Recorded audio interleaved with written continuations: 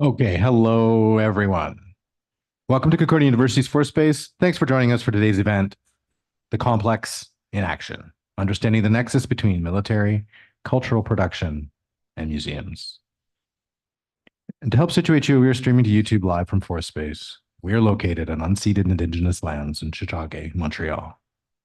And here at Force Space, we work with our university community to help mobilize knowledge, co-create daily activities that examine research questions, projects, and things in development across the university.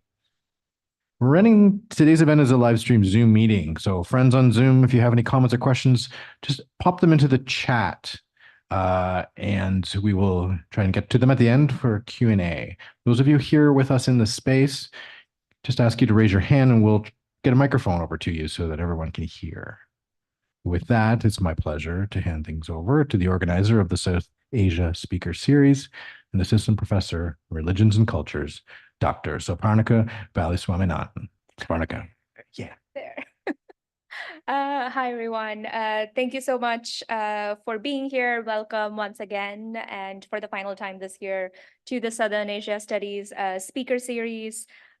This has been a series of 6 talks that we had planned over the year, featuring both senior scholars as well as emerging scholars, and we are here at the final one. This series was planned as a way to foment engagement, discussion about cutting-edge research between university departments, between universities, and also beyond Montreal itself. And one of the main things we wanted to focus on was featuring the most innovative and cutting-edge research that's being done by our emerging scholars, our students. And so we featured 3 students over the year, or we are featuring 3 students over the year, and this will be our final speaker, who is also our final student speaker, Varda Nisar, whom I'm going to introduce now. Varda Nisar is a mother, daughter, sister, and a human, in case you had doubts. She is also a part-time faculty member, a doctoral candidate in Concordia's Department of Art History in the Faculty of Fine Arts, and a public scholar from 2022 to 2023. She has been actively involved in centering art education and community outreach in her former role as the founder of a children's art festival in Karachi, and later as the head of educational programming for the Karachi Biennale. While in Montreal, she has consistently tried to foreground the work of artists from Pakistan and South Asia. In 2021, she organized and convened a speaker series entitled Art plus Microhistory, Contemporary Artistic Voices from the South, which drew attention to the specific concerns in artistic modes of resistance in Pakistan. In March 2022, as part of her Public Scholar Fellowship, she organized and moderated the discussion, The Logic of Postcolonial Museums, South Asia Edition, with 4 speakers representing the diversity of thoughts and concerns of South Asian museums. She also developed a conceptual critical space titled The Concise Museum, which critiqued the ways the nation state of Pakistan maintains a colonial gaze. So with that, I am going to let Varda take on her talk entitled The Complex in Action, Understanding the Nexus Between Military, Cultural Production, and Museums. Thank you all.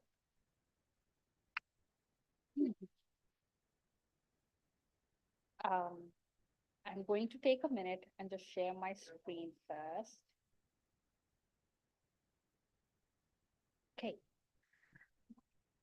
Hi, thank you everyone for coming to this talk. It's very intimidating having so many people in this room, but I also want to thank Professor Balaswaminathan for this opportunity and putting me alongside a brilliant list of speakers and thinkers, and more importantly, to giving South Asian discourses this much needed space in Montreal at this very important political moment we are in.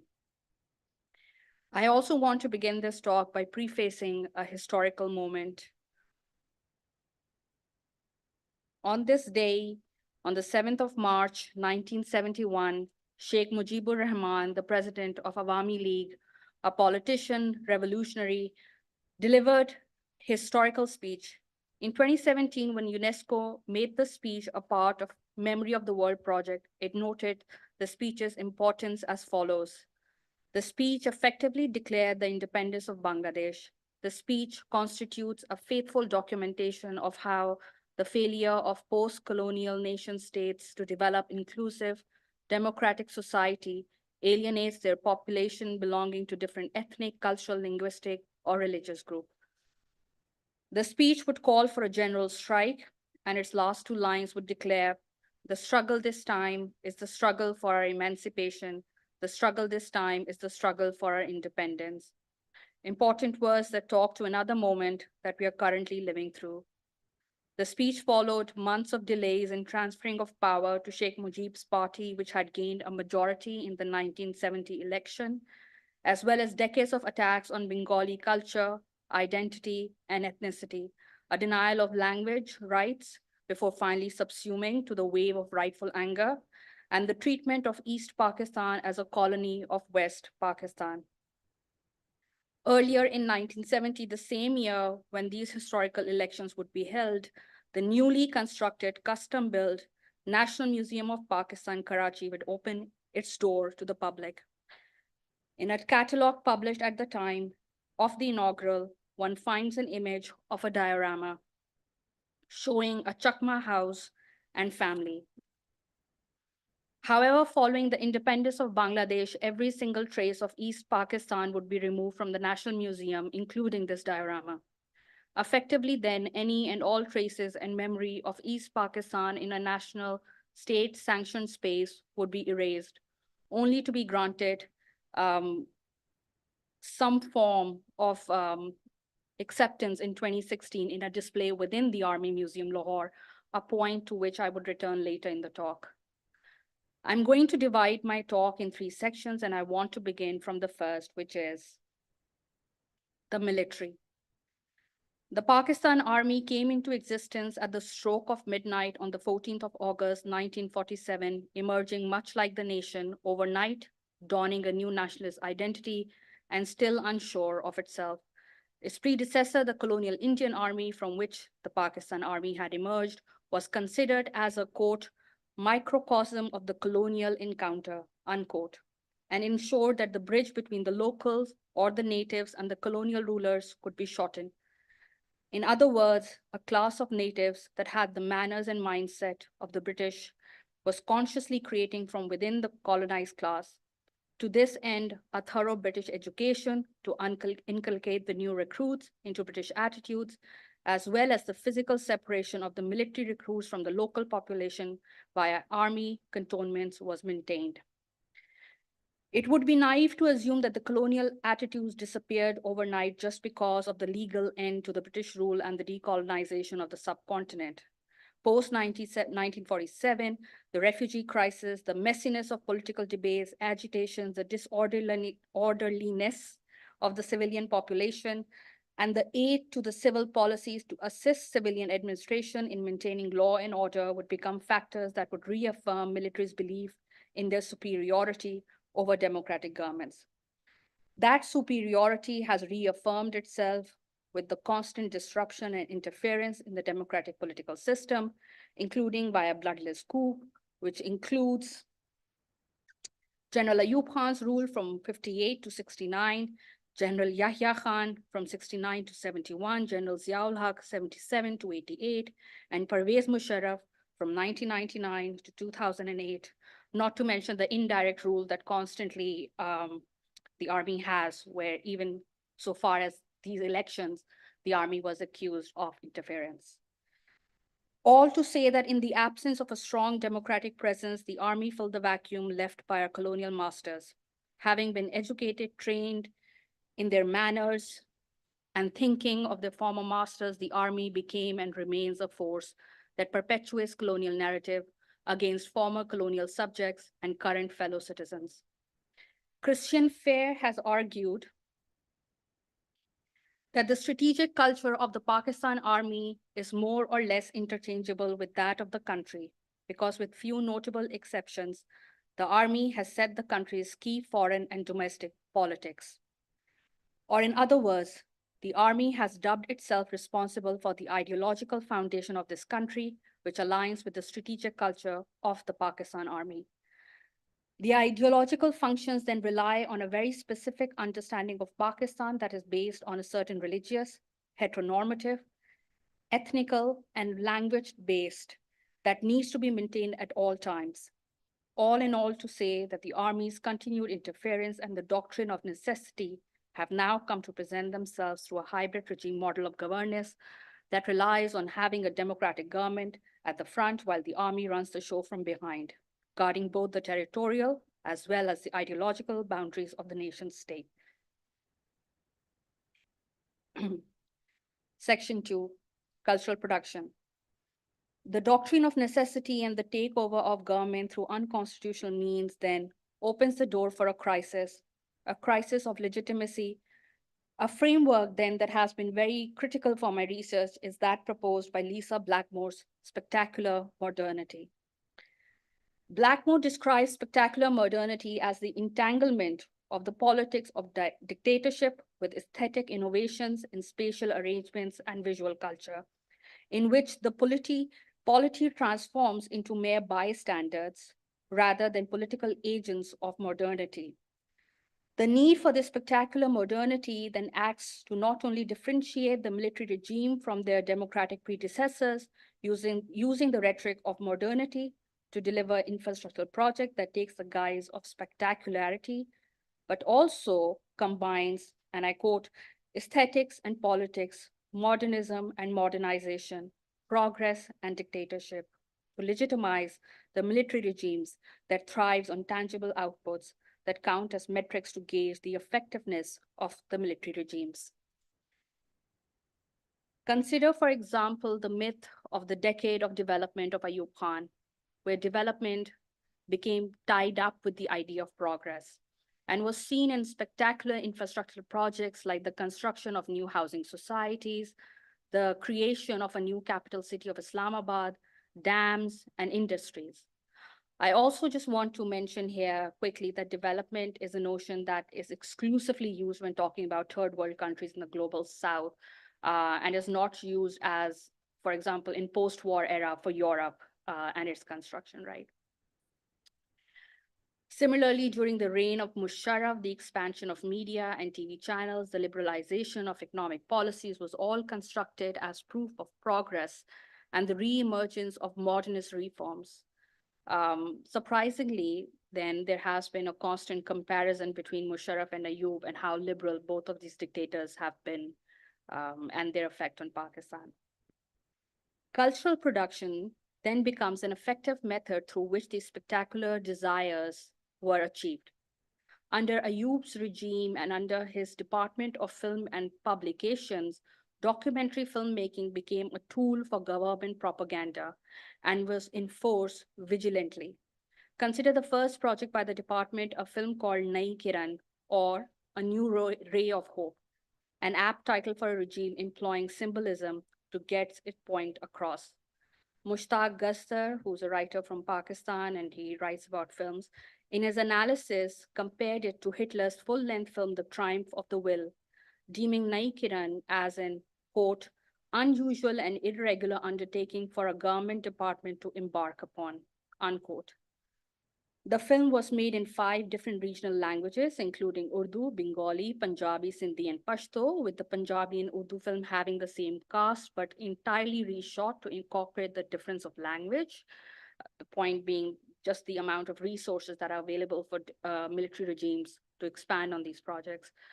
To ensure the success of the project, anybody not complying or refusing to take part was coerced by police or the military to mend their ways. The purpose of this and the other films that were produced by the Department of Film and Publication remained to defame politicians, establish Ayub, and by extension, the military as the new khakhi saviors of a brown population. Similarly, General Pervez Musharraf writes about his many accomplishments on the cultural front in his book. These included beautification projects of sites of national significance, construction of monuments, including Babe Pakistan or Gateway to Pakistan in Lahore, the upgradation of former Folk Art Museum, which is now known as the Lok Virsa Museum, the construction of the National Academy of Performing Arts in Pakistan, National Council of Arts in Islamabad. All of these were steps towards creating a soft image of Pakistan. In an essay titled The Militarized University and the Everywhere War, Shahana Rajani and Zara Melkani, artist duo writers and researchers from Karachi, Pakistan, draw our attention to the post-9/11 cultural landscape in Pakistan. Following the attacks on the Twin Tower, where Pakistan became a battlefield and was engulfed in another crisis, they write how culture became filled with possibilities of soft power and of critical importance to the Obama administration in the USA, as well as the Musharraf administration here in Pakistan. The crisis of 9/11 required a moment of management, a PR exercise. According to Musharraf's autobiography, the concept of enlightened moderation came to him on a night while he was in his study meditating on violence in Pakistan. The unstable conditions in our region, the destabilized condition of the Muslim world, and the violence around the world. He conceptualized enlightened moderation as a two-pronged strategy, one for the West and other for the Muslim world. It seeks to distribute responsibilities in relation to global issues of terrorism, development, international justice, thus forming a coordinated pincer movement instead of merely two prongs. Enlightened moderation, to be clear, has nothing to do with Islam. That's what Musharraf wrote. It has more to do with Muslims and their emancipation.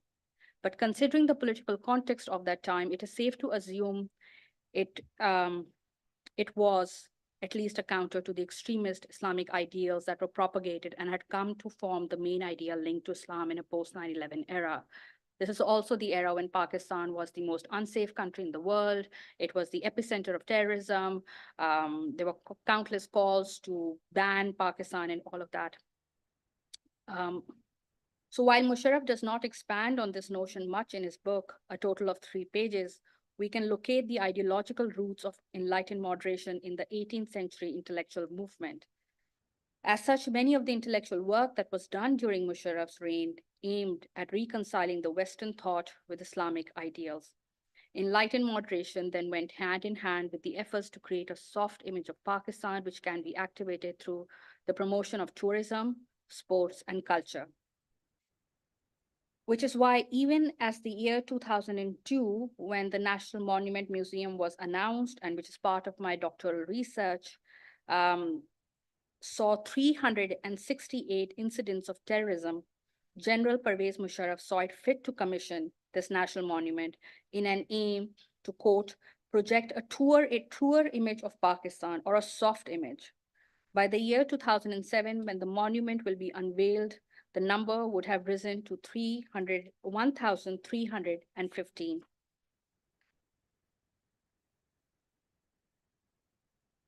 Over time, we have seen the emergence of partnerships and alliances between art universities and the ISPR, or the Inter-Services Public Relations, which is the public communication wing of the Pakistan Army.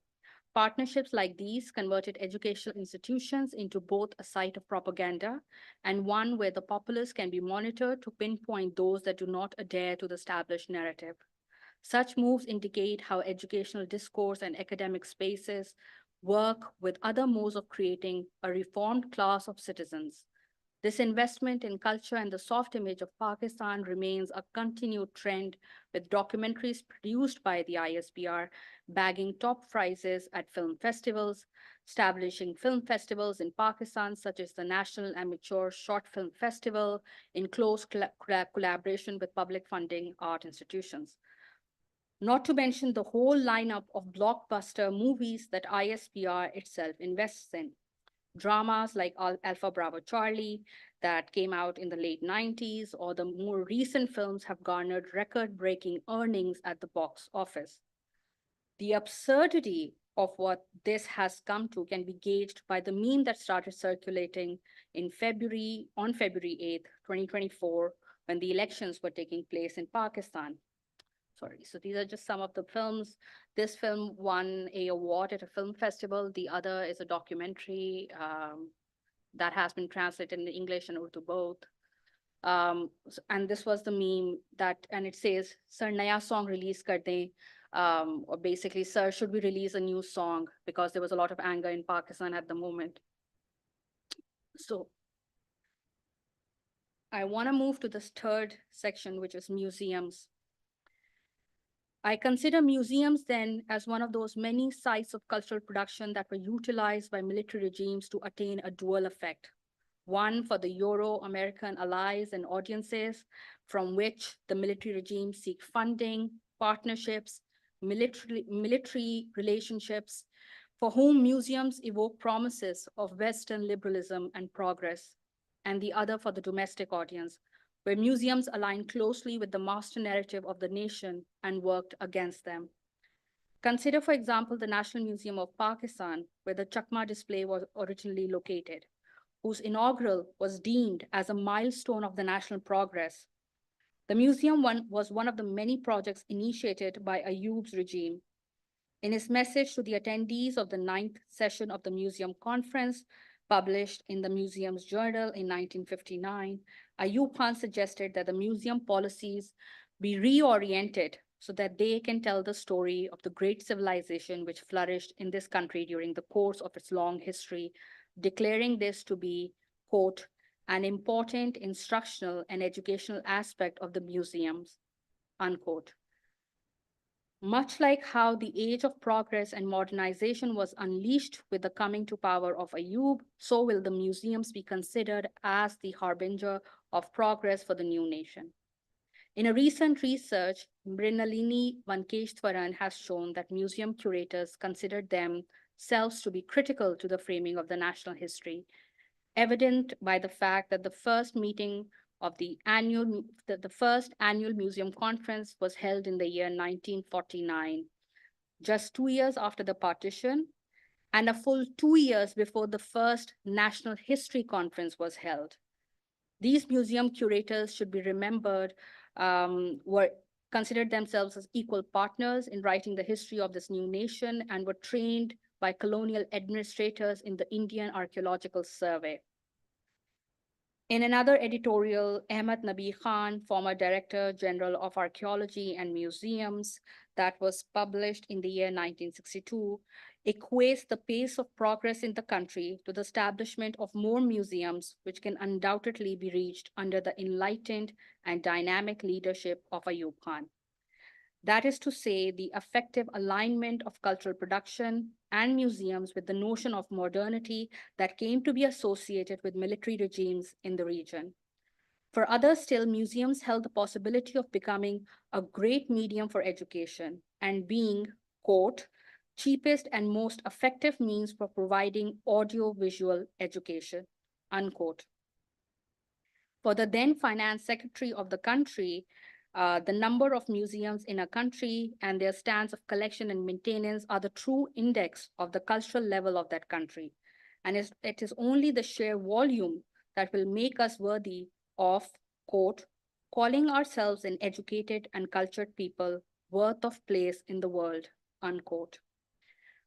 While their construction and the sheer number became a symbol of progress, internally, their message was grossly colonial, nationalist, and based on distinct ideas of traditions which negated the Western liberal model, especially when it came to women and ethnic minorities who were seeking provisional and bodily autonomy. So these are the 3 museums that I look at in my research. At the top is the National Museum of Pakistan, which was established in 1970.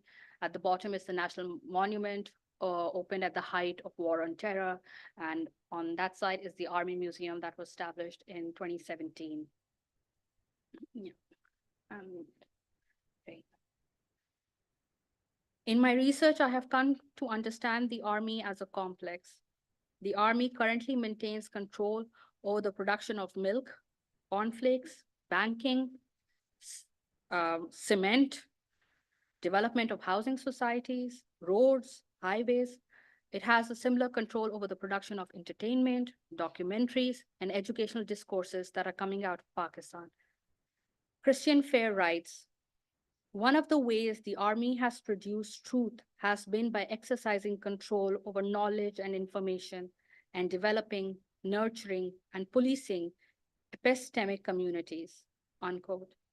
As such, the patronization of cultural production, dispensation of knowledge through museums, and the framing of the nation through the framework of modernity, which can only be delivered by the Pakistan Army, needs much further attention.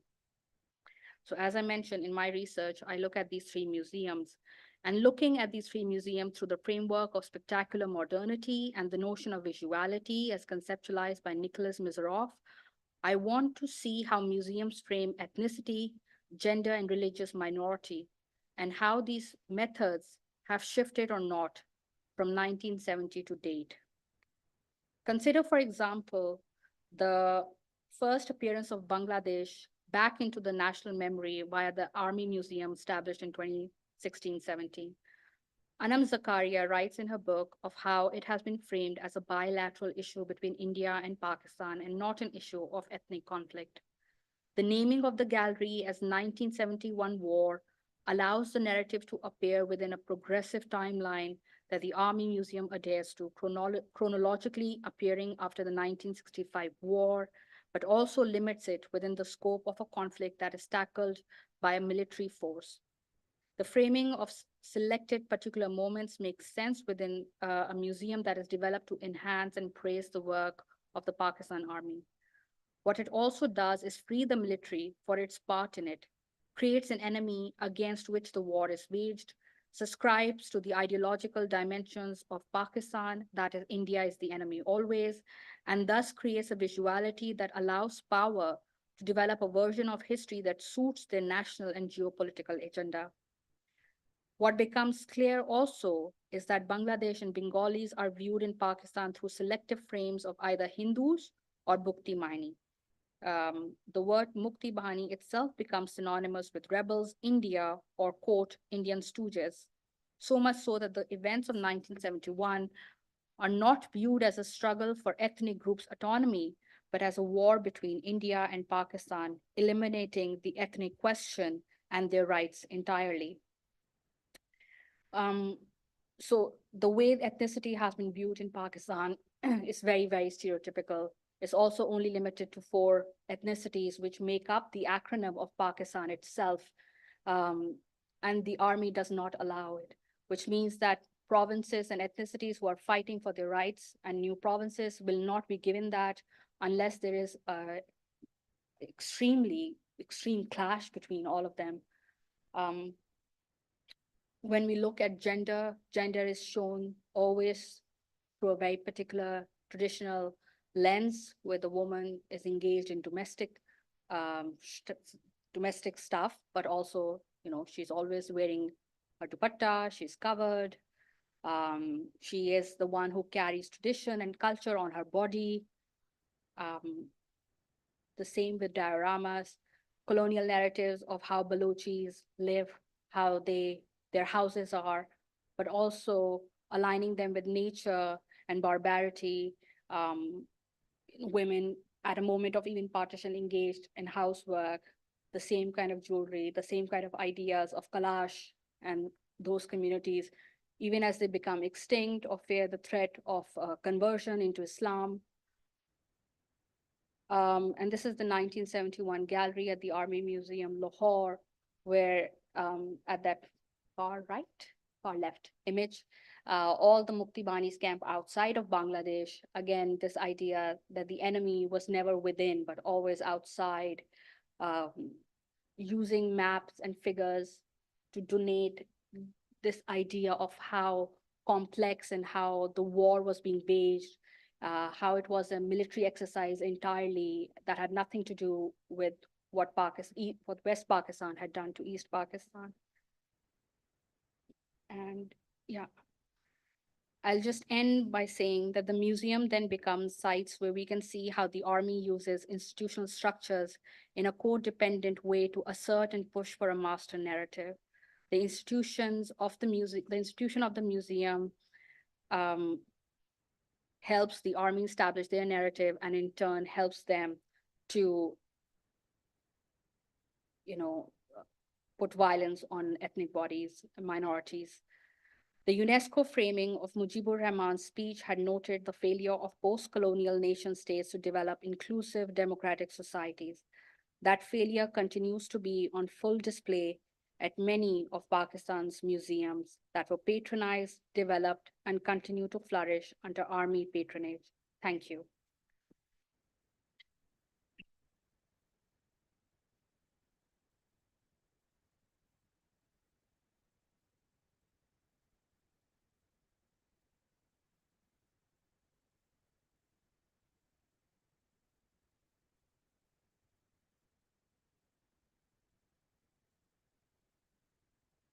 If there are questions in the space, you can raise your hand and we'll get a mic to you. Those of you who may be on Zoom, feel free to put your questions in the chat and we will read them out loud. Are there any questions here in the space?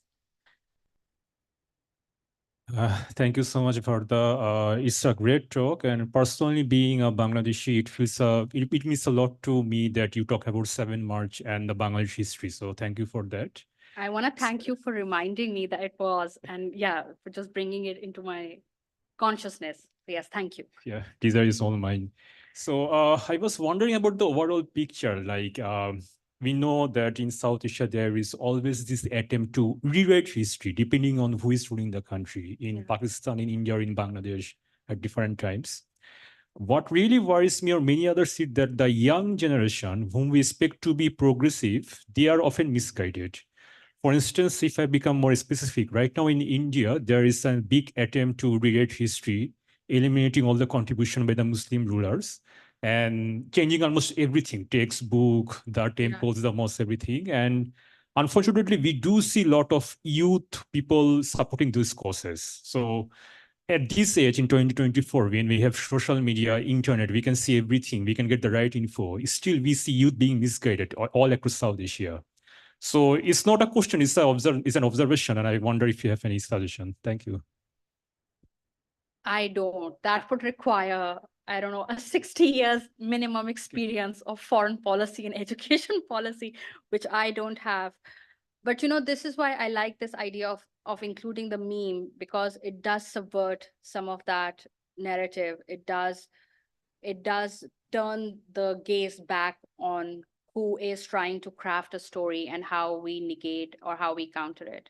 So I like that absurdity of the meme. I like how the meme challenges and how it also shows the cracks are starting to appear, right? So the meme was being circulated on 8th of February when the elections were happening. They were constantly being circulated. This was just one of the memes that was there. But no, I don't have a solution. I think the work we do is important and that has to continue.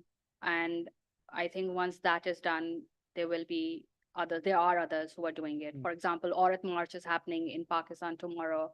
Yeah. That is their agenda, their manifesto every year is of such importance. They're doing really good work.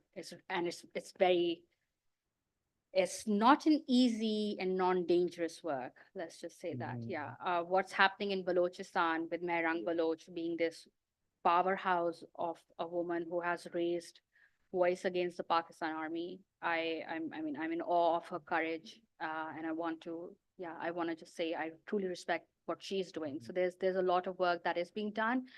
I think sometimes being away from it also means that we don't realize it and we miss out on a lot of conversations, but I won't say that work is not being done. There's a lot being done. Yeah. Yeah, thank you. I mean, that's really inspiring, seeing you and others here or back in South Asia doing all this spiritual work. And you did give me an answer. I think it's about looking towards the future. Like right now, things may look not that optimistic, but maybe after 10 or 20 years, we can always expect for the better change. And there are people trying to make things better. Yes. Thank you. Thank you so much, Aswat. We actually have a comment from online from Dolores Chu, which may spark some discussion, so I'll read it out loud. Very happy to be able to join online. Many thanks, Varda. Great presentation and thought-provoking. I don't have a question, but a comment. In India, regular Bollywood makes such films as ISPR make in Pakistan. Not sure which is better or worse. I think that has to do with the difference of industry. I think Bollywood has a very different audience. It is already much more popular. In Pakistan, the cinema industry did not develop as such, which is why the ISPR is taking these very concrete steps by doing partnerships with, for example, National College of Arts, Lahore, by working with other universities, shutting down debates in private university. Even, for example, a debate on Balochistan was shut down in LUMS, which is a private funded university. So I think it has to do with that, just what is available. And I think ISPR is trying to create that young cadre of filmmakers. And once they have that, then maybe ISPR won't have to do the work themselves. So yeah, I hope that answers. I believe we had a question up front. Thank you very much, Varda. This is great. My question is about the visitors to the museums and like who goes there and why do they go there? And if you Yeah. could shed any light on that. Yeah. So early on in 1970s, when the museum was established, there used to be a list published every year in the museum journal of all the dignitaries that had come in. That list was seen again recently also in some magazines. So there was an emphasis on having these dignitaries and foreign delegates come and visit the museum. That has always been there. The Army Museum definitely has that, where when I was there was like, there's a delegate coming, we have to shut down or people have to leave. A lot of the visitors are school children. So that happens a lot. And then Army Museum, at least because of the way it has been constructed with these tanks in the garden, it becomes a picnic spot. It becomes a spot that you see as soon as you leave the airport, the Lahore airport, and you're going towards the city, you see the museum, you see these tanks in the cityscape, right? So that becomes a very touristy thing. Other museums also, for example, the Pakistan Air Force Museum, on the second day of Eid, you can't cross that road because it's jam-packed with buses, right? So I think what is happening in these sites is there's a coming together of narrative, a master narrative, but also entertainment, local entertainment, vernacular entertainment, educational discourses that are supplemented in schools and colleges. So all of that comes together. So there's a wide audience for that. And definitely in a country where you don't have other forms of entertainment, these becomes very popular sites to visit. Yeah. Great, thank you. We have another question from online. This is from Jennifer Carter. Thank you very much for your talk. I had heard some time ago, around in 2012, that there was a project in place to design a human rights museum, one that was an outgrowth of an active organization working on peace education. Would you know anything of this project and what has come of it? Yeah, the project was also initiated by Musharraf, the dictator. There was a committee, there is a committee, they tried to do programming, but the museum never took off. It never got established. It was just one of those spectacular desires, I guess. But yes, there was a committee. They worked on it. There were promotional materials. There was literature that was being circulated, but nothing came of it. Yeah. We have another question. Thanks, Varda. That was really great, to just get to know more about what's happening in Pakistan and even to compare certain things with India. I'm actually just curious about the Nai Kiran that you talked about, because, you talk about the fact that it was as popular and it is seen as the triumph of the will of Pakistan. Yeah. Which in itself is like, because we are constantly critiquing, because when I look at the images of the posters also that you put up, you realize most of them are actually talking about so many aspects of the military, the nationalism, promoting all of that. Yeah. So if you can just shed a light about just that aspect, it's like, how was it received? How was it critiqued, this particular work?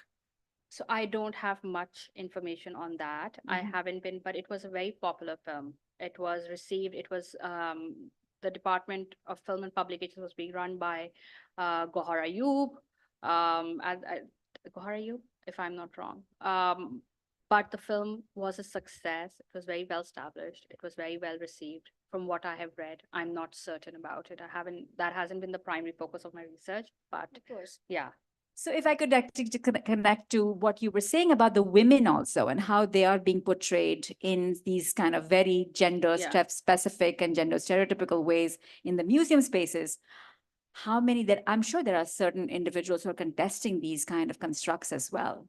like constantly? So the museum hasn't received. So the first time my attention was drawn to how museums are represented was a random tweet I found by a newspaper reporter on Twitter, and it was like, in the Army Museum, none of the women are named. So all the women are always unnamed in your idea, right? So that's how I was like, oh, right. And this was, I think it was 7 years ago that I saw this tweet, right? But there hasn't been any debate, which is very sad. There hasn't been any strong discourse. Anand Zakaria is the only one who has written anything about the museum in this critical way. In her book 1971, there is a book called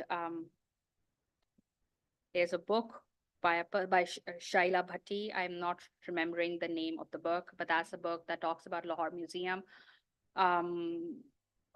But as such, museum and critiques of museum are still they're being developed now, right? They're coming up now. Like Mrinalini's paper was published 2 months ago that I'm quoting.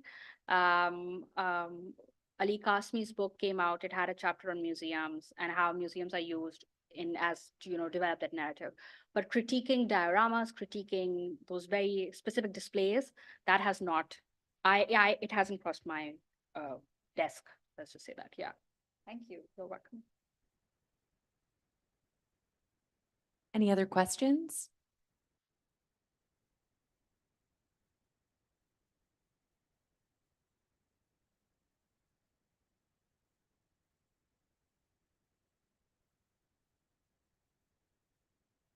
Hi, thank you for the talk. I think my question is more to do with the idea of like a post-colonial nation state and the institution of the museum.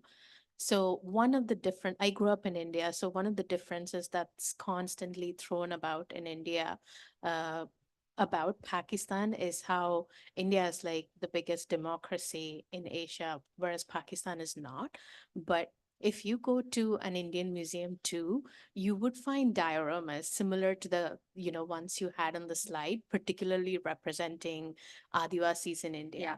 So I'm wondering whether we can infer something, I mean, irrespective of whether the nation state is being governed by the military or like a democracy, can we say something about the institution of the museum and how it works in like a post-colonial nation state? That is a very good question. I think what we can infer is that I think what happened is that we considered 1947 as a rupture. So 1947 became a rupture, which is now being debated whether it was a rupture or not, right? So there was a book by on partition, the making of partition. The author's name I can't recall, but she wrote this book, right? So what happens to the museum? I don't think that we've had that generation that has come out of the colonial influence. So the first 1-2 generations were all trained by British colonizers. The museums remain a very state-funded institute. Bringing change in that has been very hard. So the other museums that have come up that question that has been, for example, Sharmeen Ubaid's Naes, the Partition Museum that opened in Lahore. But I think the museum and the governments get something out of portraying ethnicities in a certain way. They get the leverage they need. They get the ideological comfort they need. They get to say that we need to reform them. They get a purpose. In the case, and I'm not going to speak about India, but in the case of Pakistan, when you portray Balochis in that uncivilized way, you can say that they are not fit to rule and the army has to go in. When you portray Sindhis in a particular way and you associate Bengalis with Hindus, you can always say they were not part of us or ever. They were always influenced by India. They were always influenced by something else. So I think that there is something to be said about maintaining those stereotypes from the armies or from the government's point of view. But to dismantle it, again, there are those small places that are doing the work.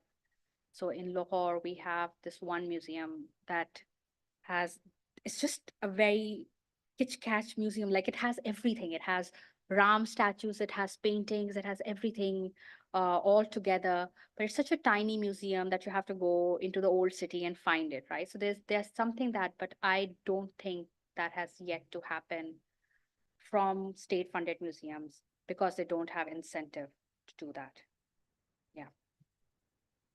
And I'm sorry, that was a very long way of saying, yeah.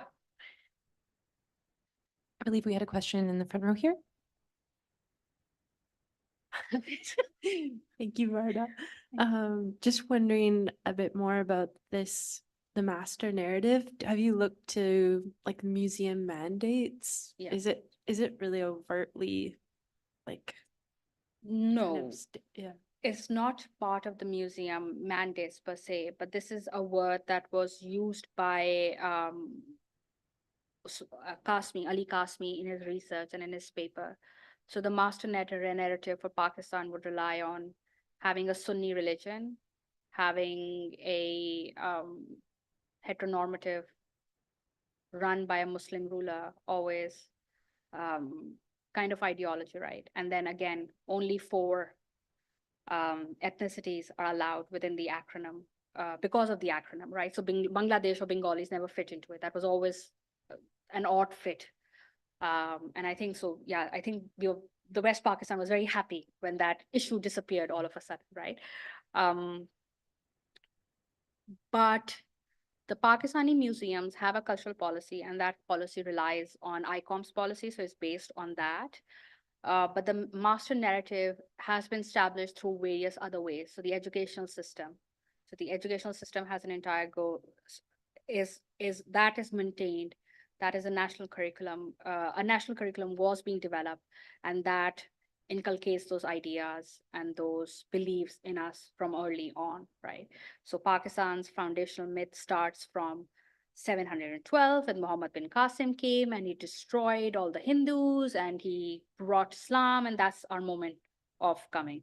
And before that, if you want to look, it's going to be 5,000 years before when Mohenjo-daro was there, and there's nothing in between for us. That's it. Right? So those are the master narratives that have been well established through other means in South Asia and Pakistan. Yeah.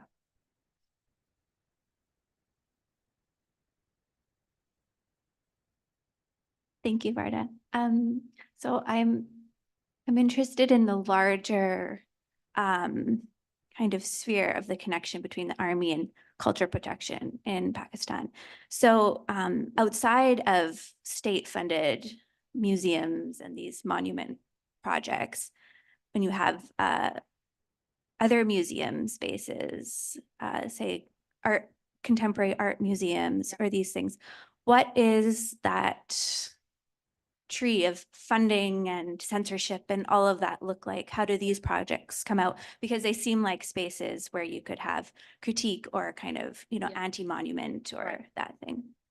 I say that those spaces, those private galleries, private museums, which there are very few of, which are only accessed by a certain class, which is your liberal, middle class, urbanized youth or elite or or aunties and uncles who have gotten to a certain stature in their life, right?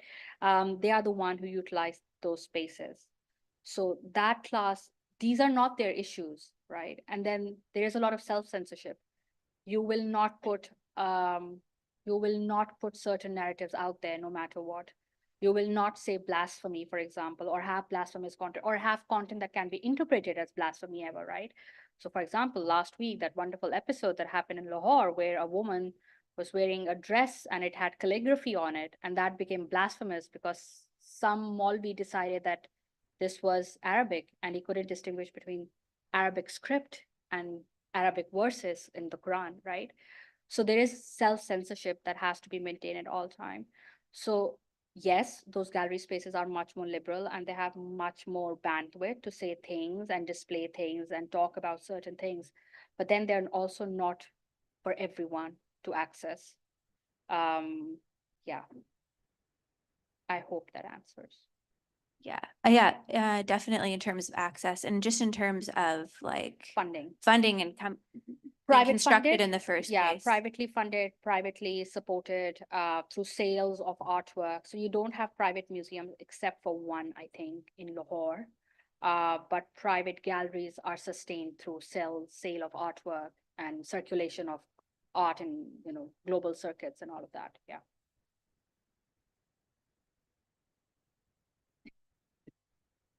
Hi, Varda. Thank you so much for a really interesting talk. I have a question about a tension which I assume exists in the Army Museum, but maybe you can clarify whether it does or not.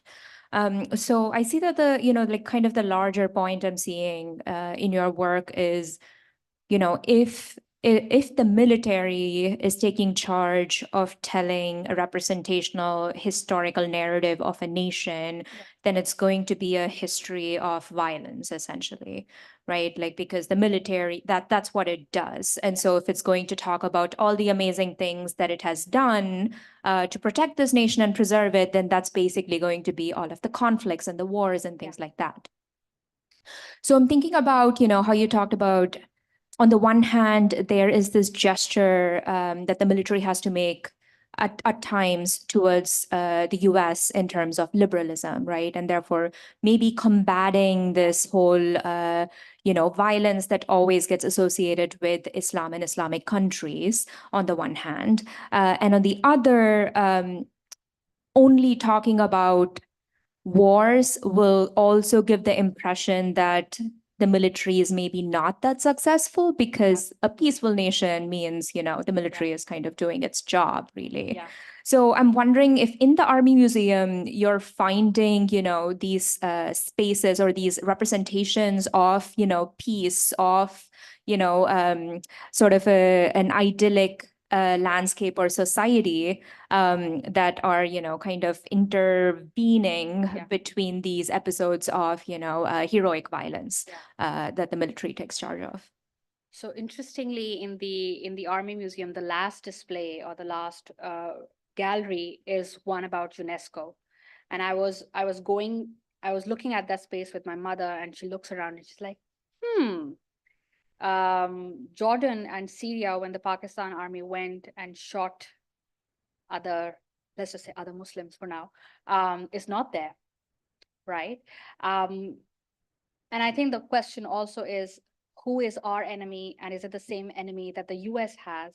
So if Balochistan is a conflict and the geopolitical situation there includes Iran also, and it includes the Taliban also, and it includes militants also, and it includes China and all of that, then is there a combined interest to have these wars and have that savior who you can say, oh, the Pakistan army will do the job for us, right? So is there an incentive to showcase that we are fighting, we are the good guys, and they are not, right? But look at us, we also do this other global work for you, and you can rent us out for that. So I don't have an answer, but I think there's your enemy is my enemy, so we can be friends together. Yeah.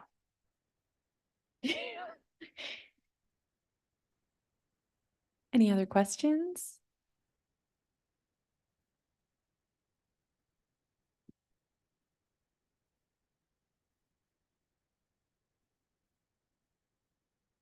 Okay, if that's all for our questions.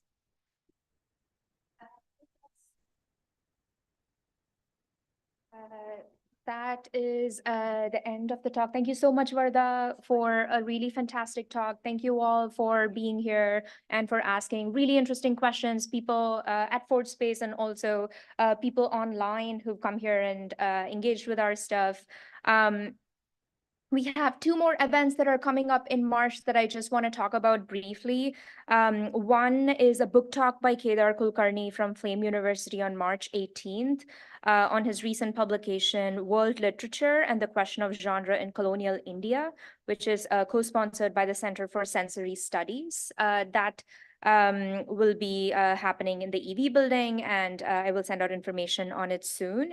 And the second, which is very exciting, is sort of the event that's going to cap off this Southern Asian speaker series, and this is the Student Symposium that is organized for March 28th, where we're going to have 14 students from 4 different universities in Montreal who all work on topics related to South and Southeast Asia, who are going to present short papers on their research. And this is in collaboration with Ra Lab, and this will be happening there.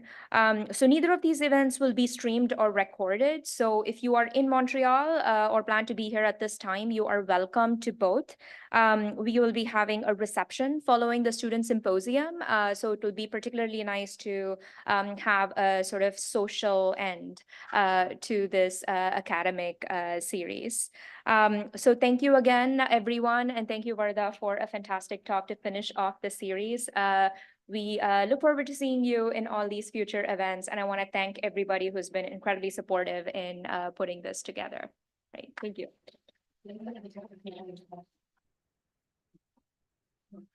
Okay, thank you everyone for coming into Force-Space today for this conversation. Thank you, Varda. Thank you, Suparnika. Everyone online, we will be closing up the Zoom and the live stream now, but just a reminder that this conversation is already available on our YouTube channel, and there's a playlist for the series, all 6. Check it out.